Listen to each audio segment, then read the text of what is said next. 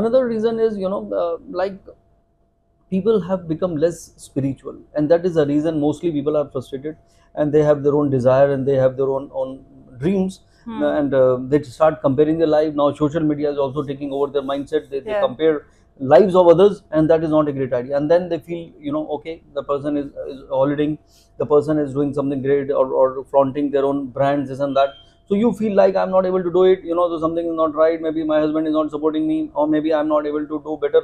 So this frustration, maybe in your own journey, in your own career, is also getting affected, is also affecting your relationship. Because people are constantly comparing to other Absolutely. people's lives. So that Yeah. frustration is taking a toll of married life as well.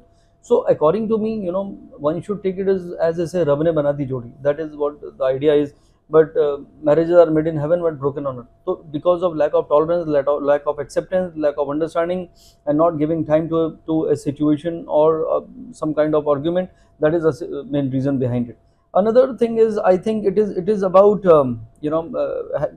becoming more fearless. Earlier, because of society, because of family, and maybe God, people used to say it is okay, I will set it right. Now there is no fear of anything. So I would blame both men and women alike. They need to think differently, because the kids who are born out of this bad marriage, they are growing up, they are already grown up, and they have become husband and wives. And because their own experience with their own parents were not great, they're also becoming like this. So this is a very difficult situation It's a now. vicious cycle. Absolutely. So Yeah. things are becoming more difficult, because of people are becoming more intolerant. So I would suggest, the day you will start doing meditation, everyone will calm down. Your spiritual quotient will make you more happy, and then you will have a better acceptance towards things.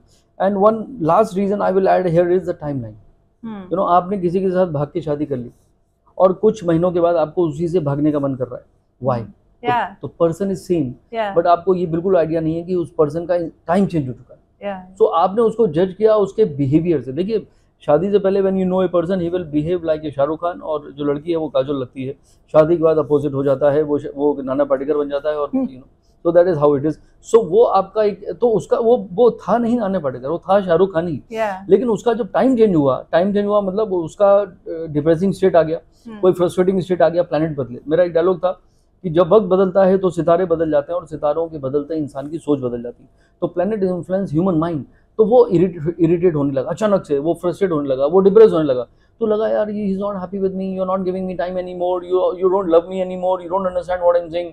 और फिर उसके बाद एक और कहानी की assumption और प्रेजम्पशन शुरू हो गए. I know what you are saying, I know what you meant. मैंने नहीं सोचा, आपने सोच लिया मेरे बिहाफ पे. तो सिचुएशन और डिफिकल्ट हो गई. जितने केसेस हैं, माई फोर्टे इज रिलेशनशिप, मैं दावे से कह सकता हूँ, मैंने मतलब कम से कम 500 तो डिवोर्सेस बचाए होंगे. लेकिन मतलब उनको रियलाइज करा के बचाए, मतलब उनको रियलाइज करा दिया. They came to me at the right time. You guided them. या तो they came to me at the right time. And फिर मैंने उनसे कहा कि भाई ये टाइम को जाने दीजिए, ये 6 महीने की बात है, और 3 महीने में सब बदल जाएगा, तो यू डोंट वरी. बट वो तब तक जिसको एस्ट्रोलॉजी में बिलीव नहीं है, या राइट एस्ट्रोलॉजर नहीं मिला, तो उन्होंने they call it of, and वहाँ पे फिर डिवोर्स हो गया. That is how it is.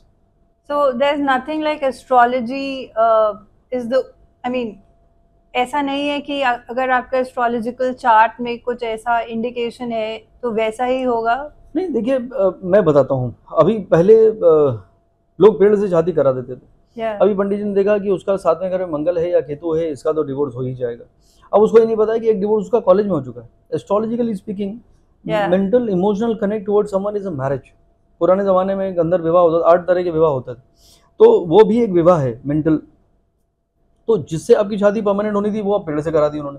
तो वो भी एक रॉन्ग फिलोसफी है. खैर, but what you are saying is right. अगर उसका 7th हाउस ही अफ्लिक्टेड है, जैसे मार्स आ गया, या वहाँ पे केतु बैठा है, या राहु बैठा है, या 8th house is a house of sustenance of marriage, वहाँ पे नेगेटिव प्लैनेट्स हैं, तो वहाँ पे शादी तो टूटनी थी.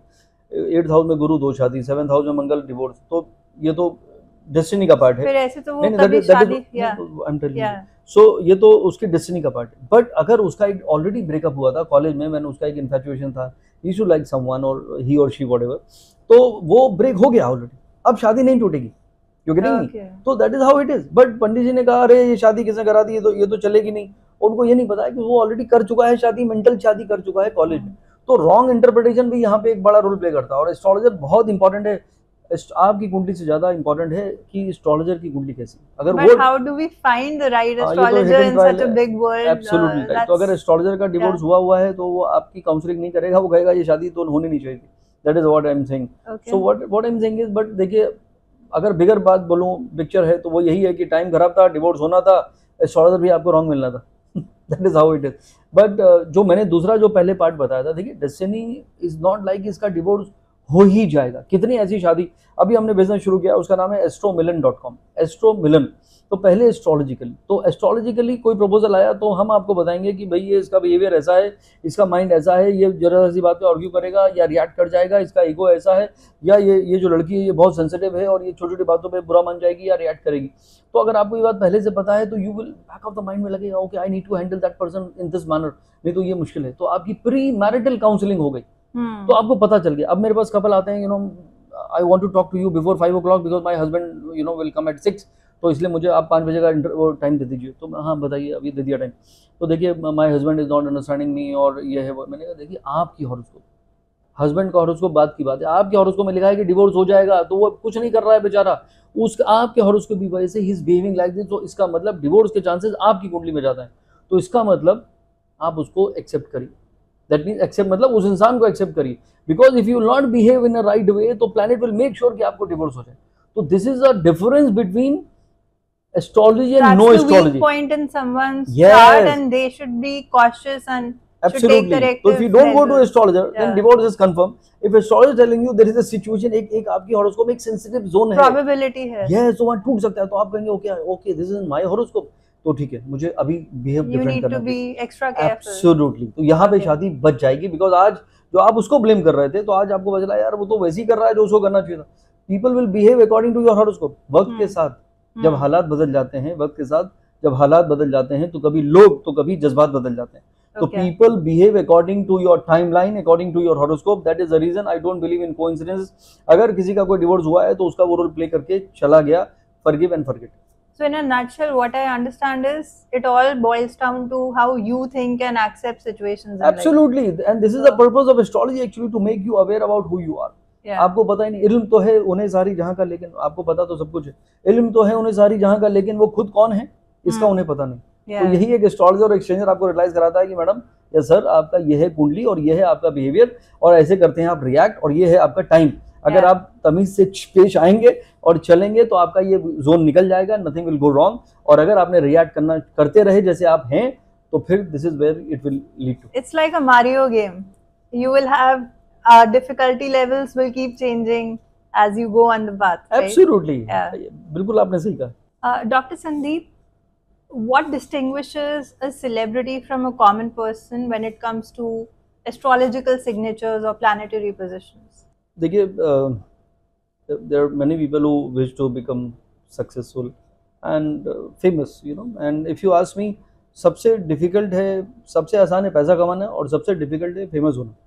और फेमस होने के लिए ऐसा नहीं है कि आपकी कुंडली बहुत ही एक्स्ट्राऑर्डिनरी हो, कुछ प्लैनेट अच्छे होने चाहिए, लेकिन ज़रूरी नहीं कि सबके प्लैनेट एक जैसे हों और सब एक जैसा उनका वो सक्सेस मिल जाए। अब एक बच्चा जब पैदा होता है, मान लीजिए शाहरुख खान पैदा हुआ, तो साथ वाले बेड में मैं भी पैदा हुआ था, बट मैं शाहरुख खान नहीं बना, वो बन गया। अभी उसके पीछे उसका रीज़न क्या है? प्लैनेट सेम है और वो हमारा जर्नी अलग हो गया। देखिए, every one has his own energy, वो एनर्जी के साथ वो चलता है। अभी आपने अमिताभ बच्चन की बात करी थी, Amitabh Bachchan ji he is a legend, हमारे ब्रांड एम्बेसडर हैं बॉलीवुड के। तो जब उनको ऑल इंडिया रेडियो में उन्होंने ऑडिशन दिया था, तो वहाँ से उन्होंने बोला था कि दोबारा आइएगा मत यहाँ पर, क्योंकि आपकी जो आवाज़ है ना वो ये आकाशवाणी वाली है, वो है नहीं। तो वहाँ से निकाल दिया गया, रिजेक्ट हो गए। फिर वो जब गए रोल लेने के लिए वहाँ पे मुंबई आए, तो वहाँ भी बोला कि भाई साहब ये क्या, कौन है आप? बोले कि अब हमको एक्टर कहाँ से लाए, मतलब स्टूल पे खड़ा करना पड़ेगा एक्टर को आपके साथ, तो कैसे होगा, तो आप हीरो बन नहीं सकते। फिर भी वो लगे रहे, तो ही नेवर गिव अप। अभी बीच में भी उनका आप देखिए तो almost he was bankrupt, almost क्या, he was a bankrupt, and उसके बाद KBC happened and he bounced back and became a legend. तो उनका नेवर गिव अप एटीट्यूड, जो एटीट्यूड था वो सबसे अच्छा था। दूसरा, एस्ट्रोलॉजिकली एक्सॉल्टेड जुपिटर, मतलब wisdom 10 on 10, hand of God, बिना डिवाइन इंटरवेंशन के आप वहाँ नहीं पहुँच सकते। This is what I wanted to say. Even इन शाहरुख खान के हॉरोस्कोप में आप देखिए, उसका 5th लॉर्ड 5th हाउस को देखता है फ्रॉम 11th हाउस। तो Guru, Jupiter, again the blessing. So Jupiter, whenever is respect a house of recognition or fame, the person is definitely will get all the opportunities to grow. But उसके पीछे मेहनत भी है. There are a lot of people who tend to give up. और आजकल के बच्चों को तो वैसे भी पेशेंस है नहीं कि अरे हमारी रील को इतने लोग नहीं देख रहे हैं, हमारा ये यूट्यूब पे इतना ग्रो नहीं कर रहा है. ये बहुत लंबी जर्नी है. Life is a journey. ये लोग कितनी आप सक्सेस स्टोरीज देखें अगर फिल्म स्टार्स की, आपको उसमें बहुत सारे लोग कहते मिल जाएंगे कि हम रेलवे प्लेटफॉर्म पे सोते थे, हमारे पास सोने के लिए घर नहीं था. राजेश खन्ना खाली एक स्पोर्ट्स कार में आए थे क्योंकि उनके अंकल रहते थे वहाँ मुंबई में, बाकी सबने स्ट्रगल किया. बिना स्ट्रगल के कोई ऊपर से आया नहीं. Nawazuddin Siddiqui was a security guard in A building, आप जैसी बिल्डिंग. तो देखिए कहाँ से कौन आया. तो मैं हमेशा कहता हूँ from where you have come is not important but where you are going is in your hand. तो दैट इज हाउ यू तो मेरा सबसे पहला है, सोचोगे नहीं तो होगा कैसे. If you have that dream in you, those who dream the most do the most. तो पहला थॉट आना चाहिए कि I need to do something, and that is how you start manifesting it. तो अगर आप, और मैनिफेस्टेशन को भी कोई फॉर्मूला नहीं है कि रेड कलर की इंक से कुछ लिख दो, पिलो के नीचे रख दो, सुबह सब सपने पूरे हो जाएंगे. Manifestation is a positive intent. तो अगर आप शिद्दत के साथ, शाहरुख खान ने कहा किसी भी चीज को शिद्दत से चाहो तो पूरी कायनात तुम उसे बनाने लग जाती है. तो शिद्दत से आप क्या चाह रहे हैं? नेगेटिव, ये नहीं होगा, वो नहीं होगा, उसका हो गया, इसका हो गया, मैं ऐसे ही रह गया, तो आप नेगेटिव रह जाएंगे. व्हेन यू विल फील कि okay I have a journey and I think I have to do it, I will do it, I can do it. अगर आपके अंदर वो जज्बा रहेगा और आप इंटेंट पॉजिटिविटी के साथ, बिना किसी का नुकसान किए हुए, एक हैप्पी सोच के साथ और स्पिरिचुअल एनर्जी के साथ, मेडिटेशन के साथ अगर जिंदगी में आगे बढ़ेंगे तो definitely you will get success. 10th house का स्ट्रांग होना जरूरी है. 10th house is house of name, fame, profession, status and power. 5th house is house of recognition. फिर आपका लग्न लॉर्ड जो आपकी हेल्थ है वो बहुत इंपॉर्टेंट है. फिर आपका 7th हाउस पब्लिक इमेज का होता है. फिर आपका मून कैसा है, यानी how happy person you are, वो इंपॉर्टेंट है. फिर मार्स है जो आपको एनर्जी देता है. फिर राहु है जो गलतफहमी का शिकार बना दे कि हर पिक्चर देख के सोचा कि मैं भी बच्चन बन जाऊं, तो वो भी होना बहुत जरूरी है. तो ये सारे प्लेनेट का एक अपना अपना रोल है. केतु आपको इंट्यूटिव बना सकता है. वीनस आपको एंटरटेनिंग क्रिएटिव एस्पेक्ट दे सकता है. लग्जरी कैसी रहेंगी जिंदगी में वो बता सकता है. Mercury is about intellect, planning, communication, thinking and strategising also. आप मेरे काम के हैं तो और भाई साहब कैसे हैं आप, और आप काम के नहीं है तो मैं आपका फोन नहीं उठा रहा हूँ, तो that is your strategising things in A wrong way. वैसे तो ये सारी चीजें, हर प्लेनेट का एक सिग्निफिकेंस है, हर प्लेनेट का एक रोल है. खाली आप ये नहीं कह सकते कि खाली जिसकी कुंडली में सन अच्छा है वो फेमस हो जाएगा, वो तो कोई गोली मार देगा तो हर पेपर के फ्रंट में उसकी फोटो आ जाएगी. That is also a fame but is a wrong fame.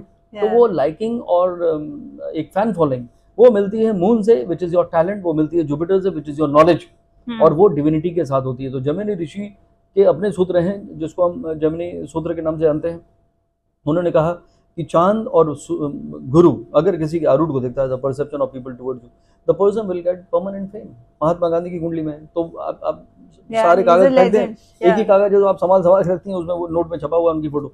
तो that is how it is everlasting fame. तो every person has a potential. ऐसा नहीं है कि कोई अभी कितने ऐसे एक्टर आए जिनको आप, शाहरुख खान को ही ले लीजिए, जब वो आए थे तो बोले यार इसको किसने अंदर आने दिया, बोले मैं ही हीरो हूँ. तो हीरो जैसी शक्ल भी नहीं थी. Now he has become superstar. Correct. और उसने अभी तो बोला उसने कि भैया आप सुपरस्टार के जमाने खत्म हो चुके हैं, आप कोई नहीं बनेगा सुपरस्टार, अब एक्टर बनेंगे खाली. That is how it is. So what I am saying is it is not who you are. जो आगे अभी मैं कह रहा हूँ कि आप कहाँ से आए ये आपका नहीं कहता. आपको चाहिए क्या जिंदगी, ये रास्ता किधर जाता है मुझे नहीं है खबर, पर ये मुझे पता है मेरी मंजिल है किधर. तो वो आपके अंदर अगर डिटर्मिनेशन है और वो आपके अंदर एक पॉजिटिविटी है और बिलीफ सिस्टम है, तो आप मेहनत से, लगन से, ईमानदारी से जिंदगी में आगे बढ़ सकते हैं. पेशेंस रखना पड़ेगा जो आज की डेट में लोगों के पास नहीं है. क्योंकि जो एक लाइन जो बच्चों को समझ में नहीं आती और हमको बचपन में सिखाया जाता है स्कूल में, slow and steady always win the race. और यहाँ पे पहले क्या है, आधे घंटे का हमारा वीडियो होते थे तो लोग देखते थे बहुत बढ़िया से. अब 5 मिनट भी हुए तो नहीं है, 1 मिनट की रील बन गई, उससे ऊपर भी गए तो अब 1 मिनट भी खत्म हो जाएगा. तो that is what is happening. Patience zero हो चुका है. तो ये सारी चीजें जो हैं जमाने के साथ साथ बदल रही हैं. मुझे लगता है कि आपको जिंदगी जो है, मैं हमेशा कहता हूँ 100 मीटर रेस नहीं, it is a race of marathon. तो भले ही आप 4 राउंड पीछे चल रहे हैं, लेकिन आप जीतेंगे जरूर अगर आपने गिव अप नहीं किया है तो. Thank you, Dr. Sandeep, for such an insightful conversation and for taking out time from your busy schedule. Thanks a lot. You're welcome. I hope you all enjoyed the conversation just as much we liked talking about it. In case you like more such content, follow the Good Life podcast. See you until next time. Bye.